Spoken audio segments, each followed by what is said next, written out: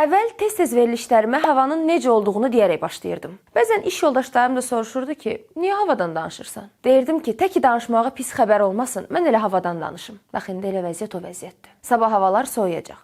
Birisi günə qarda gözlənilir. Amma bu dəqiqə hava ayında deyilik. Çünki cənubda sərhəd qonşumuzda sözün əsl mənasında ara qarışıb. Xalq etiraz eləyir. Hökumət də bu hadisədə yan təsirləri günahlandırır. Artıq məsələ məscidlərin yandırılmasına qədər gəlib çıxıb. Bizim bir neçə kilometrliyimizdə bunun baş verməsi və hadisələrin inkişafının birbaşa bizə təsiri var. Rıza Pəhləvi də çağırış edir ki, xalq hazır olsun, gəlirəm. Söhbətin miqyasını müəyyən eləyə bilmirik. Amerikalı analitik Luke Coffey sosial şəbəkədə Azərbaycan bayrağı ilə paylaşım edib və yazıb ki, hazır olun. İndi bu nə mesajdır, nəyi bildirir, mən bilmirəm. Amma görünən odur ki, hansısa siyasi dəyişikliklər olacaq və bu dəyişikliklər bizim coğrafiyada baş verəcək. Bizim də buna hazır olmağımıza dair mesaj göndərilir. 2026-cı il sonunu bilmədiyimiz ssenari ilə başlayıb.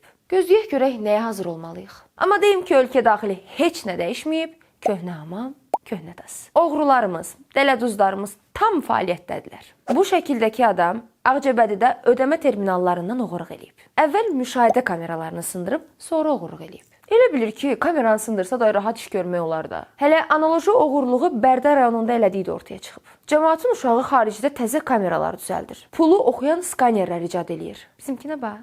Sındırıb oğurluq eləyir. Təəssüf ki, bundan betərləri də var gündəmdə. 15 yaşlı qıza qarşı əxlaqsızlıq eləyən 5 nəfər şübhəli şəxs saxlanılıb. Mənim lüğətimdə bunlara deyiləsi söz yoxdur. Ayıb olsun filan sözünü oğurluq eləyənə deyərsən. Hətta zəruri hallarda empatiya da qurmaq olar ki, balası xəstədir, balasına dərman alıb. Ümumiyyətlə, kimisə cinsi istismar eləyən adamı nə demək olar ki? Bax, adam öldürən adamın da məhkəmədə danışmağa sözü olur. İndi oğurluq eləyənin də bir açıqlaması olur. Amma cinsi zorakılıq eləyənin ağzını açmağa bir kəlməsi də olmur. Dünyanın hər yerində ən mundar iş hesab olunur. Və bunu bir yerdə 5 nəfərin eləməyi dəhşətdir. 5 nəfər manyakın tutulduğu cəmiyyətdə Allah bilir bilinməyən, özünü göstərməyən neçə belə adam var. Ona görə övladlarımıza qarşı olan diqqəti artırmaq qaçınılmazdır. Deyirəm, bu qədər yaxşılıqlar eləyirik, bu qədər savab iş görürük. Bu insanlar hansı günahımızın cavabı olaraq çıxırlar qabağımıza, mən bilmirəm. Bunlar bilmir ki, bu maddə ilə həbs olunan adamları dırnaq arası xoş gün gözləyir. Həbsxana da bir həyatdır. Oranın da bir cəmiyyəti var. Və bu maddə ilə həmin cəmiyyətə daxil olmaq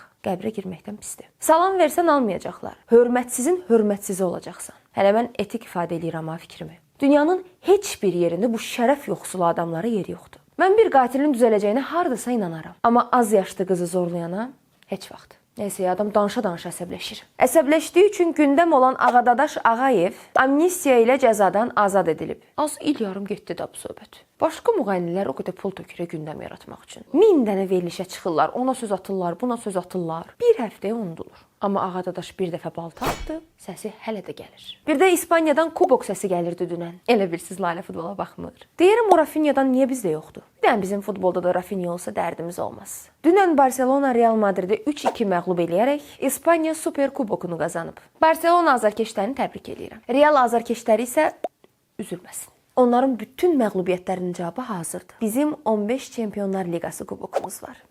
Gün o gün olsun bizim klublarımızın da hesabında o kubokları görək. Görəsən nə vaxtsa Çempionlar Liqasının qalibi ola bilərik.